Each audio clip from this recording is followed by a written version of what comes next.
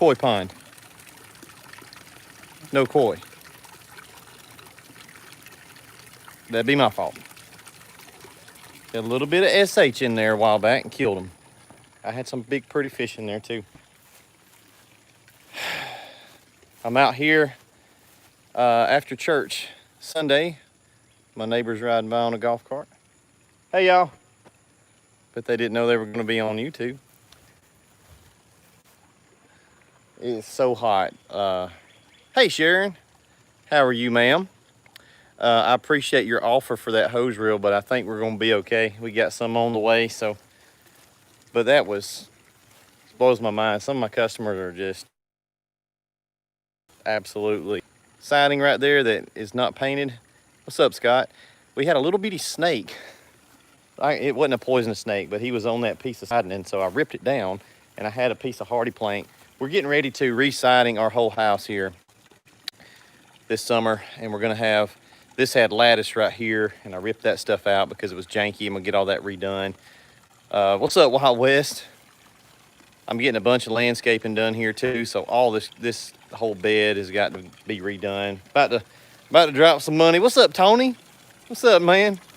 It's my little koi pond. No koi. I had some at one time, but I killed them. So try to keep this thing cleaned out, but it does attract a couple of snakes. So back here in these old folks right here in the golf cart, they're like, what is this guy doing? He's talking to himself, holding his phone. Crazy guy. So we live on a golf course community, but I've never been to the golf course. But back there behind my little workshop, back there is a little creek, and there's we've killed several snakes back in there, copperheads, and I killed water moccasin last year. But anyway, let me walk up here and show y'all the purpose of what I was starting this video for. And I'm hoping that my Wi-Fi picks up here as I walk away from the house. So if it cuts out, we'll restart it. But this is, yeah, my driveway is dirty and I just don't care. Ain't nobody gonna pay me to clean that one. I have washed it before. I washed it before. See how close we can get. What's up, Logan? I'm ready to go Dollywood, buddy. If y'all look real close here, hopefully the Wi-Fi will pick up out here. This is the house directly across the street from me, right here. See this? That was a big, long streak that was coming down gloeocapsa magma streak. And this roof right here on this side, there's some roof staining going on. Now these folks right here just bought this house about probably 3 months, 4 months ago, 5 months ago. But over here on this side, all this right here had a bunch of roof stains, and then they had a couple getting a little swirly thing. See if we can reconnect. I got too far away. It should be back going now. So what we did Friday, we came out here and cleaned part of that roof and sprayed it from the ground.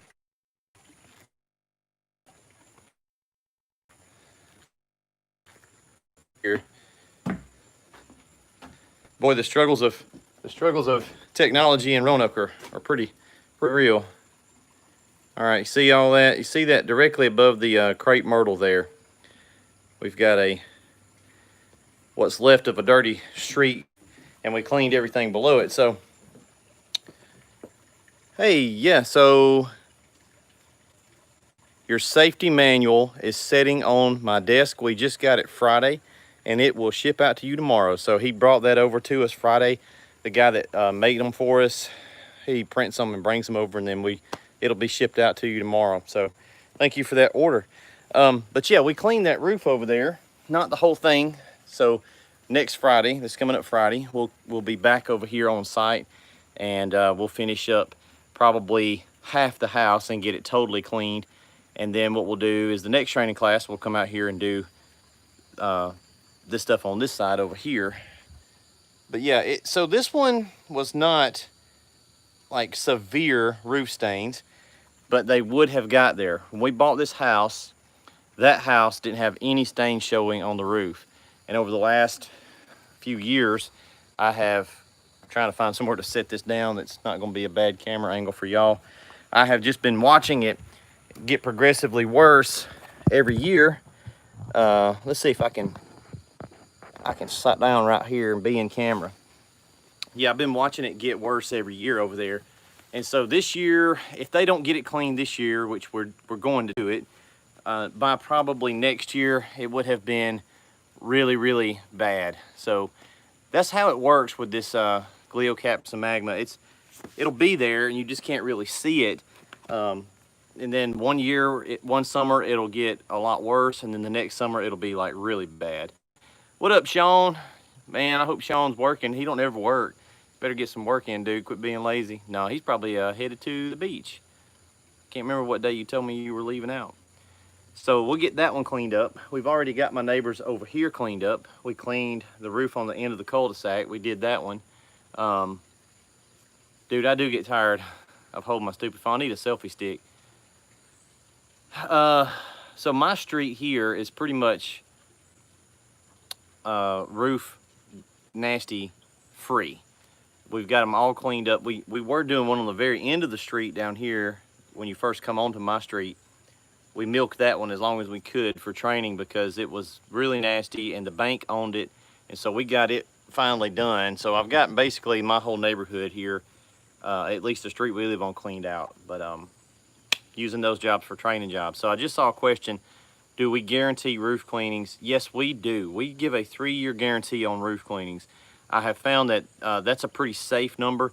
It's enough that it feels like to the customer that they're getting a good value. But if you go to like a 5-year roof cleaning, you're gonna get some callbacks at about year 5 because that's about the time when some roof stains start coming back. And every house is different, you know, with shade and orientation to the sun and all that kind of thing. But anyway, we sprayed this roof Friday and we kind of had a debacle out here on site. So we were using one of our customers' trailers. If y'all go back and look in the channel, Friday, that nice trailer that had the hot water system on it, we used that for our demo. So we put some bleach in the bleach tank, brought it out here, and we were spraying. And we were gonna rinse with the pressure washer with the ball valve because they got a little bit of vegetation, but they got gutters. We used the pressure washer at the shop, fired it up, everything worked great. I tested it before the guys came, everything worked great. We got out here on site and it would not suck water and prime. And it was, Kyle, it was a nice trailer, man. It was freaking nice, but it was blowing my mind. Now, I didn't provide them that pressure washer. They had bought that themselves and brought it up here and we installed it. So at least I was not like, it wasn't something that came from us, but I was trying to get it figured out for them because it was like blowing our minds. We got a dozen guys standing out here and can't nobody figure out what's going on because it was just working 5 seconds ago. And y'all know I always say it's usually something simple. It was something simple. We got it back to the shop, finished the little demo roof cleaning. I had to wind up rinsing with a 12 volt because I was aggravated. Hold on a minute. Are you able to upgrade the length of hose on your skids from 2 to 300? You can, but 12 volts don't like to push up to 300 feet. 200, that's a lot of hose. That's usually plenty of hose. If you go past that too, you got to get a bigger hose reel. So that 12-inch Titan won't hold much more than 200. And I've never hardly had a scenario where 200 feet wasn't enough Softwash hose. That's usually more than enough for what we're doing. So I don't really like to go over 200, but it could be done.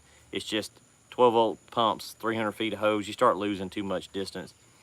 Anyway, we got the trailer back to the shop. I'm like, dude, let's take it back to the shop, get it under the little lean-to back there where we're not out here in the blazing freaking sun and try to, you know, see if we can figure it out. What happened was that thing has a little detergent. It's got a downstream injector built into that Hotsy pressure washer. It's got a little knob where you can cut your line up or down. It's variable, so it's not just dropping in a bucket. It's a little 5-foot long downstream injector line. It was just coiled up and kind of hanging on a loop there on the thing because they're not going to ever use that. They've got the Softwash systems, but it had it on it. Well, somebody had turned that knob and opened it up. So basically they had opened the valve. Well, now the pressure washer is trying to suck water from the tank, but it can't because the downstream injector line was opened, but it wasn't submerged or plumbed to anything. It wasn't stuck in a bucket or nothing. So basically an air leak, but on the pressure washer, right? Because it's the same concept as getting an air leak on your Softwash system. So we got it fixed. It wasn't nothing. All we had to do was just cut the line back off. Another way to fix it would have been to stick that line in a bucket of water and submerge it. That way you're not getting air in your system. Let's see. Wild West says, explain friction loss, length, and hose and diameter. Yeah, so it's just physics, right? If it's trying to pump liquid through a hose or a pipe or anything, and the pipe is this big around, you're going to have more friction loss. You get better flow the bigger the hose. The longer you make that pipe, the more you have water touching the sides of your plumbing, and that the more plumbing you got, the more it has to push against to get out. So you lose performance. You start losing distance at the gun, things like that. So 200 feet on a 5.5 gallon a minute is kind of the sweet spot. It gets you an affordable pump that still has good performance, and it doesn't give you too many electrical gremlins, but you still got 200 feet of hose, which is a lot, and it's 1/2 inch, which most people enjoy pulling a 1/2 inch hose around the yard. It's just easier to mess with than a 3/4 or 5/8. So a 5.5 with 200 feet, 1/2 inch, it kind of is like exactly what I want it to be. Phone's trying to die. I had my phone plugged up all afternoon and it wasn't even charging. So I thought my phone was charging, but it wasn't. Got me some new, very uncomfortable shoes yesterday. We went shopping and spent a whole bunch of money on furniture. All of our furniture in our house is as old as since we've been married. We got married in 2005 and it's all getting ready to get changed out. So spent a bunch of time in the store. If you up to 5/8 and bigger plumbing, 300 foot, yep, that's right. Sean is basically saying the same thing I'm saying, which is just facts, right? If you're gonna go up a diameter and hose, you can make it all work. You just have to change your plumbing out to optimize it for that flow. And Logan says, most of my plumbing on my current skid is 3/4 and I have 300 foot. Kim, I'm 7 gallon a minute. Yeah, that's right. Because Logan, what you've basically done is you have resized everything to that platform, right? So you've got a 7 gallon a minute pump, bigger hose, you can go longer. 5.5, 200, 225. But again, then if we keep messing with it, then we got to buy a different hose reel because that 12-inch Titan won't hold but so much. So, you know, you don't need 1,000 feet of hose. 300 is nice because you've always got that extra 100 feet. But hardly ever. I mean, it's really rare to need more than 200 feet of hose. Doing residential, even commercial stuff, you can always move the truck. So I found just over the years that, you know, we get requests for all kinds of stuff all the time. It's not that it won't work or it ain't needed. It's just like 99% of the time you're not going to need it.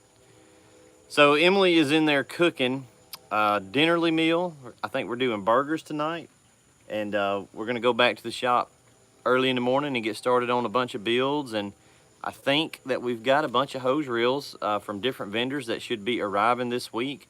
So yay for that. I'm about to start working with a proportioner. What is the best option for surfactant, and are the difference between surfactants? Well, dude, I'm gonna tell you the best option for surfactant is Southern Drawl. So that is my surfactant, and I'm not like a cheesy used car salesman telling you, oh, what I have is the best stuff ever. But it is good surfactant, so I can't lie. Yeah, and here's another thing, real quick, little point. Proportioner is a branded item, okay? So what you're building is a blender. Just be careful about calling it Proportioner. It's like calling every tennis shoe a Nike. But yeah, it's much better blending chemicals than batch mixing. Let's see, Sean said, it's like the guys that put 3/4 inch parts on a 1/2 inch mixer. Yeah, it doesn't do any good to have 3/4 inch, but everything's got to be the same. We are going to do another surfactant. It is going to be Southern Slang. They're working on it right now at the Kim place, but it's basically going to be the same formula. It won't be any different. It'll just be red instead of yellow, and it'll be cherry scented instead of lemon scented. Yeah, thanks, Kyle, brother. I appreciate it, man. I wouldn't peddle it if it wasn't some count. You know, I just don't try to be like overselling it all the time. Kyle, I got those books in too, those blanks. So some of my boys, McGuire, Nick Yaws, Randy Hurtado out in Texas, Lance Proctor, Mike Fox, I have me a list of about 10 dudes here that I'm gonna, Sean, if you want one, I'll throw you one your direction. Safety manuals, okay?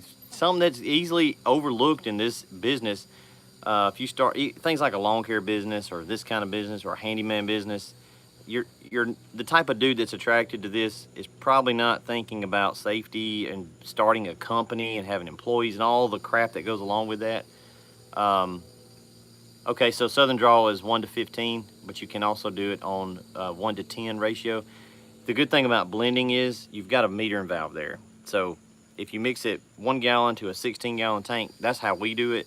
If you like to mix it thick, that's fine, because you can always cut it back at the dial. What you're trying to do is you're trying to get it real soapy, but you're trying to maximize how much you can get out of that that jug. No, you do not get the safety manual included with the new skid. I don't have, you know, I give away a lot of little things with the skids. Like I just have tweaked the skids over time, and I haven't just, every time I've done that, I don't change the price. I usually just eat it because it's small stuff. You know, it's, hey, we'll make this little change here, and it's a couple dollars, and I don't change the price. But when it's a big thing like that, that book's 350 bucks. So if you do $350 times all the skids will sell all year long, that's a lot of money. So we got to charge for those safety manuals. You can buy it and we'll have it, you know, when you come and get your unit. I know you've got one on order, Vern. But part of the reason I have to do that with the safety manuals as well is I don't get all that money. That's a partnership between me and the guy that wrote it for me. So he actually owns the copyright to that book. So whenever we sell one, we split the profits, and he prints them and puts them together and brings them to the shop, and then we send them out. So he's a good friend. I've known him about 10 years. He was my former co-manager at Walmart. He's a safety and compliance dude. But the book it's a book to get you, boom, here you go. This is a complete safety program. This is all you need for safety. The only thing that is not 100%, like the one thing in there that's not in there that needs to be, is a respirator page. You can add that to it. It does reference respirator usage in the book, but the reason we didn't put that in there is because we don't know which respirator you're going to use. There's so many on the market. So what you need to do is pick a respirator for roof cleaning, stick that in the book, and then go by what that manufacturer says to use, you know, your training for that respirator and all the parameters that go with it. So we didn't want to put just a generic respirator sheet in there because that's kind of one of those critical things. So that's the only thing in it that that I looked through it several times and I was like, yeah, that probably needs to be added. But we got it worded so that you know that, hey, I'll need to add that one kind of, after I figure out which respirator and cartridges we're going to be buying on a monthly basis or whenever. You know, I'll know the details on the laser products probably this week. He's been checking all weekend on getting some pricing down for that. So what it'll be is an accessory bundle where you'll get the book, the keychain, the koozie. Just, it's like a swag package, right? Vern, so if you want one of those, you need to go ahead and order it on the website, because the way we do that, it's not just a blank book. It'll have your logo on it. It'll have your business company name all throughout the book, like typed in there. So they're not just blank generic books and here you go. We try to place an order ahead of time, and then I'll have it sitting there for you when you come and get it. But yeah, they're custom made for your company. Like mine says Southeast Softwash, and all the nomenclature through the book, it'll have Southeast Softwash. So yours will have your name. We could have done it where it was just a blank and you wrote your company name in all the blanks, but I wanted it to kind of look legit. So anyway, back to all those guys. They're I'm gonna send out some free ones for my homies to look through and give me feedback. So you guys, I'll probably be able to ship those this week, because I think he brought them Friday. And now y'all's will be blank. You'll have to write your name in there. Can't even understand this old boy talk Southern drawl. I don't know if you can't understand me. Yes, I have a really good idea for an online class. I've been getting a request for online classes for 2 years now, and I've been putting it off because I'm so busy and I don't want to kind of throw it together. Wednesday, I have a guy coming to the shop we're going to spend a whole day, a professional videographer, and we are going to video my Softwash 101 class. And then he's going to take all the footage back and all my slides and all my photos, and probably take 2 weeks to put together a online training module for soft washing. So you will be able to go to the website and buy it and watch it there, log in, username, password, purchase it, and there you go. There's the soft wash class. Now, obviously, you're not getting the in the field training, but the class is the bulk of the learning right there, so you'll be able to watch it multiple times, and it'll be available worldwide, because I got guys all over the place in like Australia and the Netherlands and places that want to take the training, but they can't come to Alabama. So we're going to put it online, but I didn't want to do it till I could do it with a legit, camera, legit lighting, legit audio, all that kind of stuff. So now that we'll have that done midweek, my door gets swole up in the summertime. I need to take a plane or two and cut a little bit off. So we'll have that videoed this week, and probably within a month. How long do you think it'll take to get the class online? About a month. Probably a month. So by the end of the month, hopefully, maybe the end of August, it'll be ready. And if you guys need to take that class, or anybody else, then you can do it online. Could be beating a dead horse. Do y'all rinse the roof every time? No. Okay, so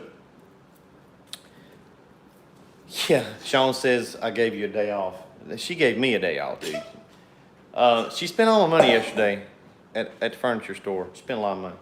So you don't need to rinse your roofs. I've got a video down in the channel that tells you when and when you don't need to rinse a roof. The roof don't need to be rinsed. You got to base that decision on the landscaping and the runoff, gutters, drainage. What does all that stuff look like? So that's how you decide whether or not you need to rinse the roof.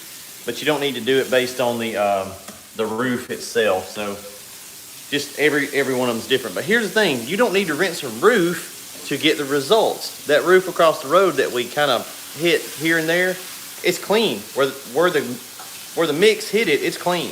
We don't need to rinse it to be able to let the customer see the results. Somebody commented on a video the other day, one of my videos, and was like, "Well, we always rinse our roofs. Our customers like to see results the same day. I don't like telling them they'll have to." Well, you don't, because that means now you're telling me you don't know what the frick you're talking about. Because if you'd ever went out and done some roof cleanings and you spray that yan, it's clean nearby as soon as it hits it.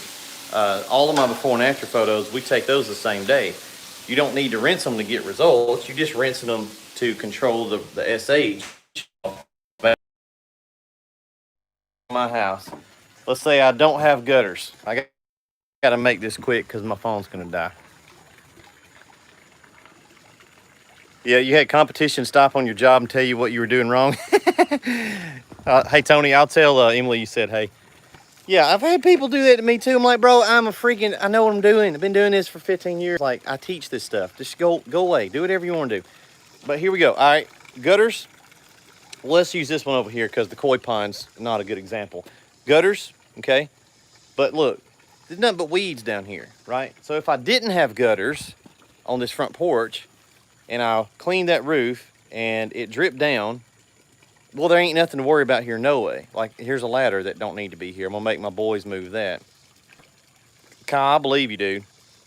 But let's say that this was landscaped out like it's gonna be here in a few weeks once I get the landscape company out here I'm gonna have all this stuff redone, bushes and shrubs, and get it done right. Well, no gutters, I better rinse that, right? And it's not so that I get the clean roof, because the roof's gonna be clean. I promise you. I swear to God it is. The roof will be clean. We're just trying to make sure we don't kill whatever's below here. Now, when they've got gutters, that changes the game, because as long as the downspout's not going to a funky location, most time we can get away with not rinsing on those. I want to leave the mix up there as long as I can, because it continues to keep killing any residual organics up there. And I don't like rinsing if I ain't got to, because it's more time that I'm there for really no reason. So I'd say 90% of our roofs we don't use the outfit on today. It was on point, was it not? Yeah. I'm talking about your boy can pick out jacket, shirt, tie, pants, belt and shoes. I took the belt off. I was on point today. I'll let y'all go. Let me help Let me help Miss Emily with these hamburglers. Come on, cub, words of lean and mean. Yeah, that's another good tip, Jimmy. You can actually put gypsum pellets at the downspouts, and that will help with SH coming down the downspouts to help neutralize anything that comes down. It's a good tip. Yes, I do have a shotgun. There's a Benelli M2 right there, but I can't show it on Facebook Live because YouTube don't like guns in live videos. They'll get on to me. They'll say, stop it with all your freedom. See you guys. Y'all